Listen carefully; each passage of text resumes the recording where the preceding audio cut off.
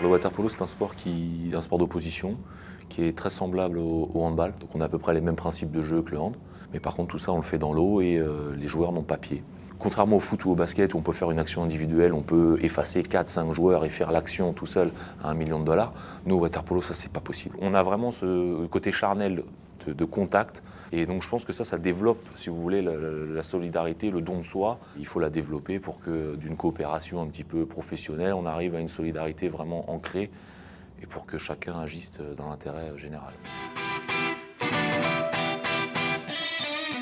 Je suis nommé en 2012. Le diagnostic est simple, l'équipe de France n'est plus dans le groupe A européen depuis 2001.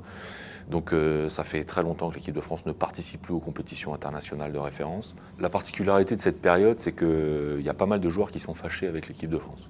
Il y a des joueurs qui répondent même pas aux mails, qui veulent plus entendre parler de l'équipe nationale, parce que trop de frustration, pas assez à leurs yeux de reconnaissance. Ressortait toujours le négatif. Ils voyaient plus de positif dans rien. J'ai fait exprès, moi, de hyper positiver tout mon discours. Donc, des fois, ça les faisait même rigoler, mais je positivais tout. J'ai surjoué, je le sais, je le faisais exprès. Je mettais du positif dans tout. Parfois, j'avais les boules, hein, j'étais énervé, mais c'est pas grave, il fallait toujours voir le verre à moitié plein. Et comment moi, je fais pour que ça aille mieux, toujours. Je partais du principe que si ça ne fonctionnait pas, c'est parce que moi, je n'avais pas le discours adéquat.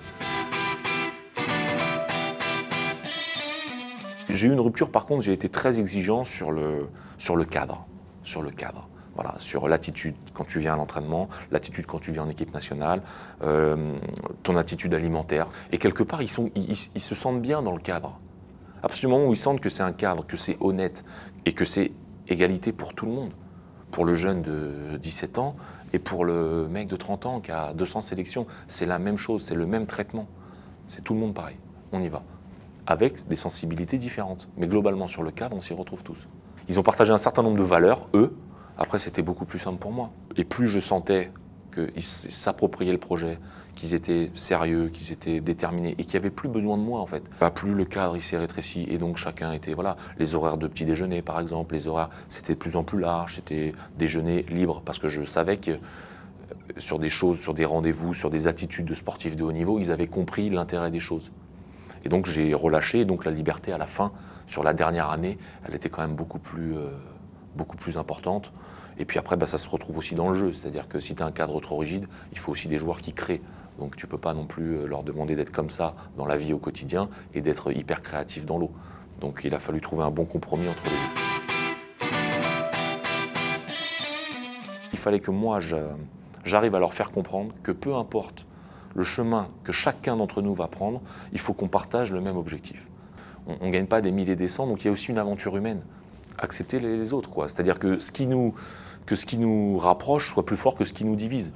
Estelle, tu ne peux pas intervenir sur Marie, reste dans la diagonale si la balle rentre à 2 mètres. L'équipe nationale, elle est ce que vous voulez qu'elle soit. Parce que c'est facile de rentrer et de dire « Ah, de toute façon, l'équipe nationale ci, l'équipe nationale ça ». Mais c'est toi, l'équipe nationale. Tu y es en équipe nationale.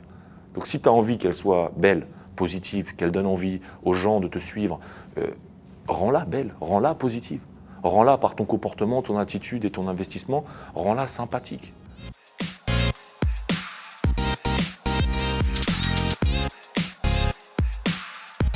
Si les joueurs ne s'approprient pas le projet, qu'il soit un projet sportif, un projet comportemental, s'ils ne s'approprient pas tout ça, s'ils ne donnent pas de sens à tout ça, ça ne peut pas fonctionner. Ça ne peut pas fonctionner.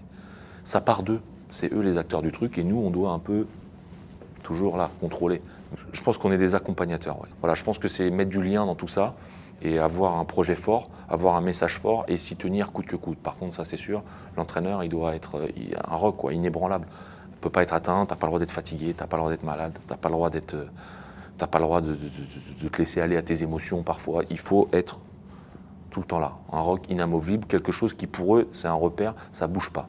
Effectivement, le grand public, pour ceux qui ont suivi, on a vu la qualification au jeu. Tout ça, ça s'est créé depuis 3 ans. C'est un processus qui est long. L'histoire qu'on a vécue, nous, elle n'est pas reproductible.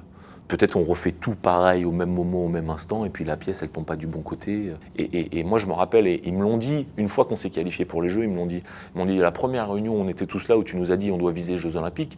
Par respect, on n'a pas rigolé, quoi. Par respect pour toi, on n'a pas rigolé, mais on t'a pris pour un dingue. Sauf que moi, je savais qu'on pouvait. J'en étais persuadé.